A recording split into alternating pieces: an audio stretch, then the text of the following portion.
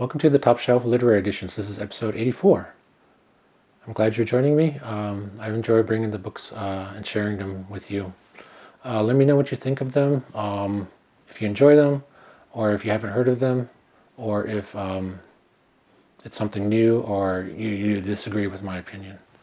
My name is Ernest Wyman III. I'm a Northern Ramapo filmmaker, artist, writer, and media educator, and we're taking a look at the top shelf of my book collection today. I have a pre-selected book. I'll give you a short synopsis, a review if I've read it, and a reason why I purchased the edition. And today's book is A Pleasure to Burn, Fahrenheit 451 Stories by Ray Bradbury.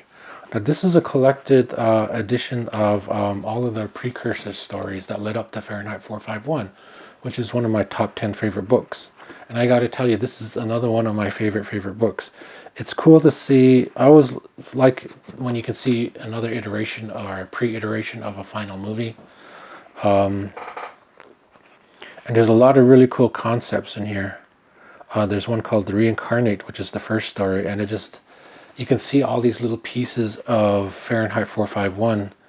And in fact, there's a couple of them, The Fireman and Long After Midnight, which deals directly with the plot and structure of Fahrenheit 451.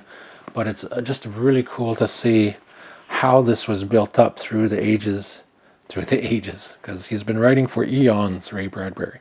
But it feels that way, doesn't it? Because of how ingrained he is with our sci-fi writing and literature in general. That we could well say he's been writing for eons, and that these stories carry on. But Fahrenheit 451 is probably the only Bradbury material that I own, unfortunately. I've read some of his short stories. I think one was called The Time Machine, and it had a nice little twist to it. That was in his short stories collections. I forget which one. And yeah, I would recommend everybody reading this as well, in addition to Fahrenheit 451. It's just, you can see bits and pieces of the story he wants to build. You can see him go through a couple of iterations of it before it became the novel. And then, all in all, there's just some really good sci-fi in this book. So check it out. A Pleasure to Burn, Stories of Fahrenheit 451 by Ray Bradbury. That's on today's top shelf.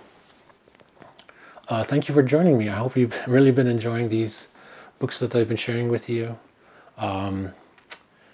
Yeah, I will catch you next time.